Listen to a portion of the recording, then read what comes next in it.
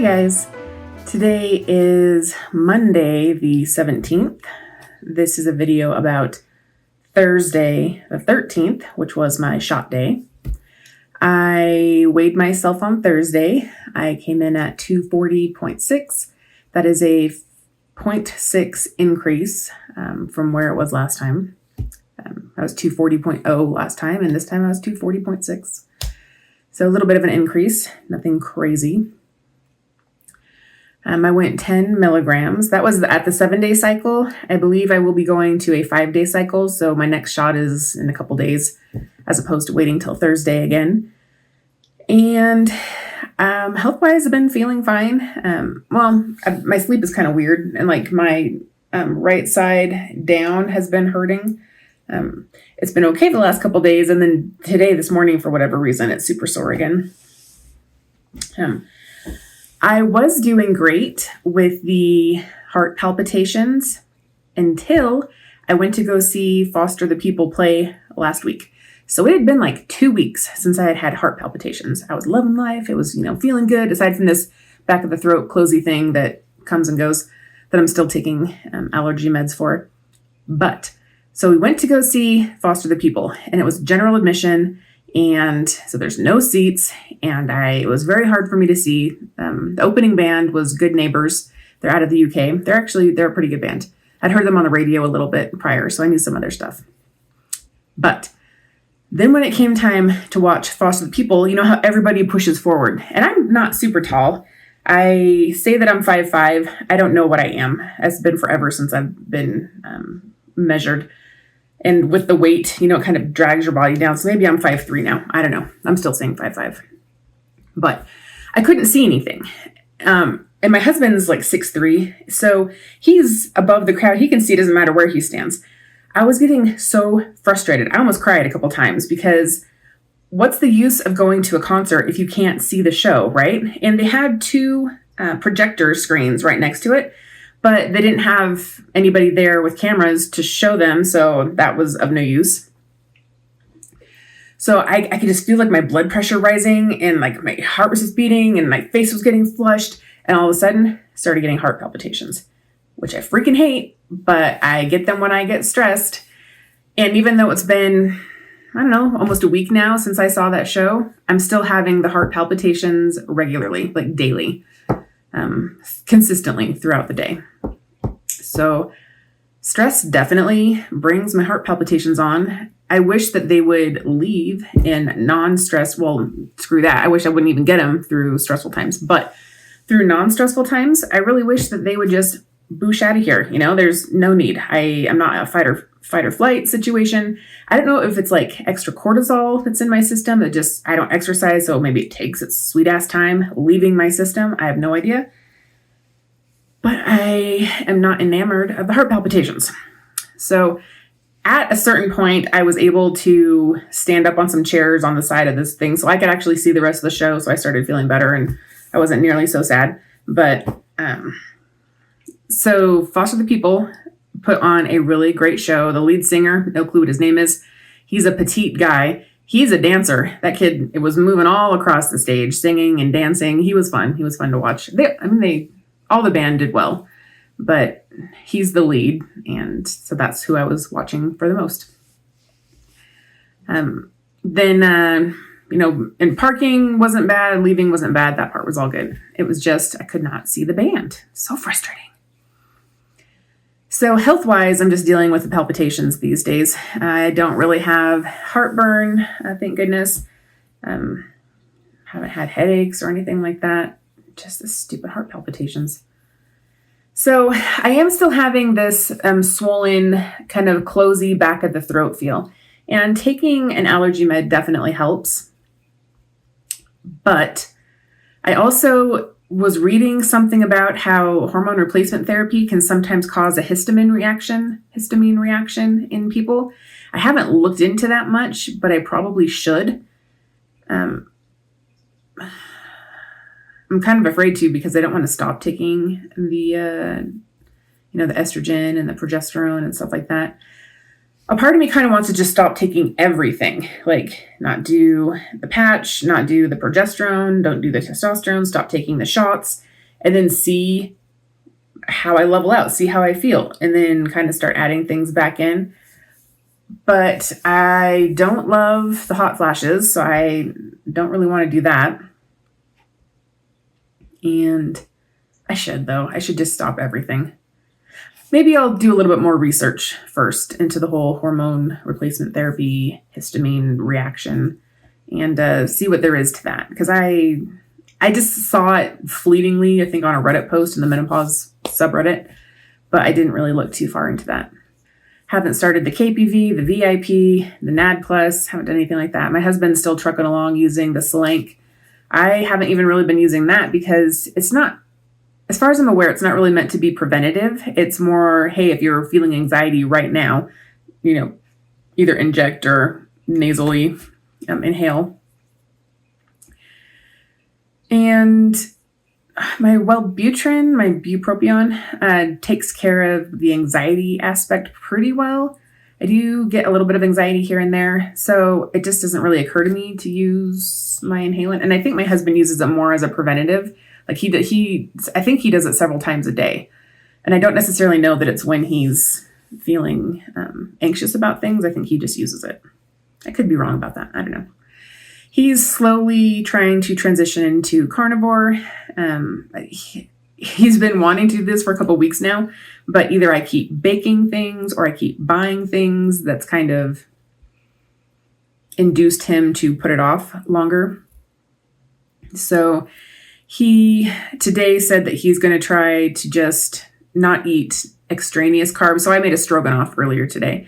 So he had the meaty, saucy part, but none of the noodles. So he's like, I'm not going to do bread this week or rice or, pasta. So like probably no sodas. He has a couple Chobani yogurts left. So he's going to finish those off before he really goes hardcore into carnivore. And I could probably do that too. I don't know that I will though. Well, we'll see, I guess. I just bought some salad. The idea of salad is nice, but I'm not overly hungry all the time and my meals aren't very large. So a lot of times I don't really want to eat the salad because I could be eating, like a steak or a piece of chicken or something else. I mean, I could do like a small salad with a smaller piece of chicken. Usually it doesn't occur to me though. Usually it's just like a one food. I don't make like rounded meals necessarily where you have like a vegetable and a fruit and a meat and I guess a starch for those who do the starches as part of their well-rounded meals. A lot of times I'll just basically have meat, or maybe I'll have like a salad and I'll throw a little bit of protein on there, like a little bit of bacon or chicken or something. Or I'll have like a little bit of steak and that's it. Like I don't really have other things. With the kids, I try to be like, all right, you're having this and a fruit. I don't really push vegetables too hard with them. So I don't know. I am still waiting for my next job to start. I haven't really worked too much on the books that I started. It's kind of funny is that there's a part in this book where one of my characters, I have him, he owns a gym, but he also writes books, this character does. And he likes to go to the gym early because then it helps him think about character development. So in my book that I'm writing, I am having him mull over this character development. But then I started thinking about it. I'm like, oh, I kind of like that. So then I switched to a completely different document. And then I created an entirely new book based off this book that I was having my other character come up with. So now I've got 2 books going. And the second one, I kind of like better maybe than the first one that I was doing. I just think it's funny that I created an offshoot book based off of a book that I'm having my character create in my first book. It's kind of funny to me. So I got that going on. I did a little bit of diamond art yesterday. That was fun. My husband worked on some Lego stuff, and then he's been working on this diamond art since last Christmas, I think. It's a lot of effort for him, and it's not, it's like a square, right? I'm doing these bigger ones. I would have knocked that thing out probably like in a day, but and my eyesight's also better. And I'm working with utensils like pens where you can put like 3 drill bits on instead of just having to do one at a time. That definitely saves time. So, but I didn't finish that one. I also bought some more puzzles at the store, well, the thrift store. So I'll have to start those at some point. And I went there with my sister. We went out we have once a month we do sister dinners during the work week. But I don't like to drive at night when it's dark out. So then I said, hey, can we just move this to the weekend? And she was like, cool. So now we do Saturday lunches. So sister lunch. We went to like this fish and chips place. It was really good. But there was a thrift store across the street. So we went there. She found a puzzle, I think. I found like 3 or 4 puzzles. So I always like coming home with new puzzles. Sometimes it takes me a while to do them. Maybe I hang on to them for a year, but I still get them done eventually. And then if I don't like them, I give them to my sister and then she gives them to her friend. I've watched a couple movies lately. I watched the new Nosferatu. It was okay. It's not one that I will watch over and over again. The main actress is Johnny Depp's daughter, Lily Rose Depp. I'm not breaking anybody down here. Like, I think women should support women, right? Her hairline gets to me. I totally thought maybe it was something for the movie because her hairline starts like way back here. It's very far as hairlines go. And I guess and I've been looked up photos later to see, and that's just where her hairline is. So I don't know if she's got like tension alopecia. Her mom also has a very high forehead that I was reading about too, her hairline. It just took me aback. I was not expecting that. So I unfortunately focused on her hairline a lot throughout that film. And then the scenes where she was like in thrall to him, it was weird. Like, it was a lot of shaky and gagging noises, and I get what they were going for in it, but I thought it was overdone. So that part, And I haven't seen the original Nosferatu. I've seen little clips of it here and there, mainly in other movies that have referenced it, but I've never watched that one before. So I don't know if it is indeed close to what the original was. All I know is that Bram Stoker's Dracula, that's the main old school-ish, with Keanu Reeves film that I've seen. So the cinematography, though, I was talking with someone about it, and the cinematography was beautiful. They did these scenes where the vampire Count Orlok, where he wasn't there, but like his shadow was. So like you had these curtains billowing, but you could see his shadow on the curtains, even though he wasn't there. That kind of thing, that was cool. I definitely enjoyed that aspect of it. Then last night, so I watched that at night, and I was a little nervous about sleeping because I don't do too great with horror films, but slept fine. Then last night, I decided to watch a new film called Wolfman. It's got this blonde, curly-haired lady. She's been in a number of things, especially like she was as a kid. Then she was in the Americans TV series, and then she was in the Ozark TV series, and she's done some movies.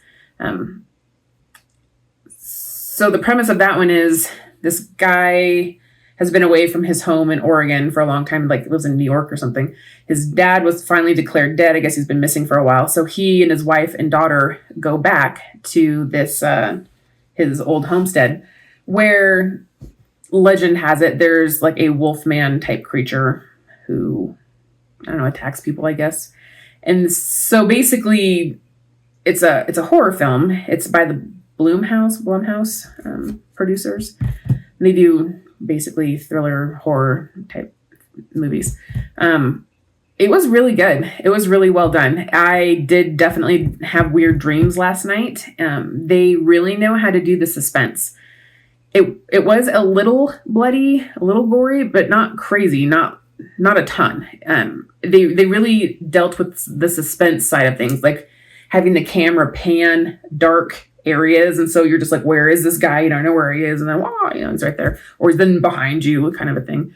So they really know how to ramp up the suspense. They did that very well. So I would recommend seeing that Wolfman if you would all kind of like horror movies. suspense, things like that, you might enjoy it. The acting was pretty well done. The daughter did a good job. That blonde, curly-haired wife lady, she did great. I'd never seen the guy before, but for all I know, he's been in something. Who knows? So those are the two movies. I've been watching the SNL 50th music rock hall concert thing. So it's just music performances by people. And that's been pretty fun so far. I saw another preview for Death of a Unicorn today. I'm super excited for that movie to come out with Paul Rudd and Jenny Ortega. That looks so good. I'm very excited to see that. I'll probably go see that one in the theater. I will not take my children. It is not a film for kids, as far as I can tell. I saw that they started doing the table reads for Nobody Wants This, season 2. Loved season 1, the Nobody Wants This with Kristen Bell and Adam Brody. They played off each other so well. It was really, really good season 1. So I'm excited for season 2. And we started watching, what's it, like Bear Hunter or something. It's got Bear Grylls and he's hunting celebrities. It's like a celebrity, not survival show, but kind of. It's okay. It's not really keeping my interest. If I didn't watch another episode of it to find out who won, I would be fine with that. So, but we started watching that yesterday. It's whatever. I don't love it. Started watching Lost. I had never seen that series when it was originally on, and it's on Netflix now, I believe. So I started watching that. I'm only, I don't know, 5 or 6 episodes in. It's interesting. I've heard some things about it over the years, but it's been so long that I don't know that anything would have retained. So I think there's like 7 seasons or something. So that's going to take me a long time. As much as I wish that certain new seasons of shows would have more than like 10 or 12 episodes, I kind of feel like I should be okay with that, because these seasons from yesteryear, where you have like 21, 22, 23 episodes and they're hour-long episodes, that's a significant amount of time that you have to invest to start a series from the beginning and like watch it all the way through, Whereas if you have like these half-hour, 45-minute shows these days and you only have 10 or 12 of them, you still get like an entire storyline, but you don't have to put in nearly as much time. So I really shouldn't bitch about it when I'm like, I want there to be more. So, okay, I think that's it. All right, guys. So maybe I will be making these more frequently if I'm going back to like a every 5-day thing. I bought a dance series I think it's called Show Her Off. It's supposed to be like for couples to learn how to dance and have like date nights together and stuff. And I used to love to dance, and I've asked my husband over and over the years to take dance classes with me. And at first he said no, because they're too expensive. And then he said, sure, but you got to figure it out. And it's kind of frustrating because I would like him to do that, because that to me would be a way for him to show me that, hey, I've heard you. This is something that you enjoy. I want to do something that you enjoy. I'm going to plan this. And I know that he takes care of me and takes care of us in other ways, but I've kind of been holding out for that. Well, we've been married. It'll be like, I think we said 16 or 17 years this year. And we were together a couple of years prior to that. It's not going to happen unless I make it happen. So I bought these dance. It's like an online series, I guess. There's 3 different packages, and I did the middle package. And so we're going to start that. The whole reason I bring this up is because I need to start exercising. I know that I do. It's good for my lungs. It's good for my heart. Maybe it'll help me lose weight. Maybe nothing. You exercise, it helps you lose weight, right? But I don't like, just walking to walk or just running. I hate running. Like running to run. But I do like dancing. So maybe if I can get in a good place where I'm doing this every other day or, every 3rd day to begin with, I will still be getting the benefits of exercising, but it'll be doing something that I actually enjoy doing.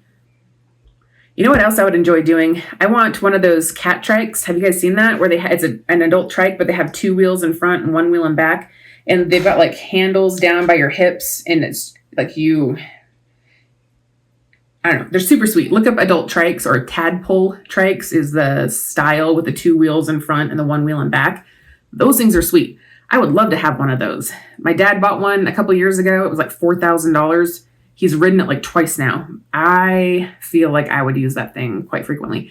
And if you live in an area where it's warm a lot of the time, like Florida, they have really, from what I've seen on YouTube videos, they've got these really wide walking paths, and you have all these senior citizens just in their, adult trikes, recumbent trikes, just taking a day cruise. It looks so great. Here in Utah, it's not quite that, We don't really have nice bike paths. The bike paths we have are fairly narrow. The weather is weird as heck. Like right now it's gray and crappy, but I can kind of see blue out my office window. So it's not ideal. We don't have really good bike paths here.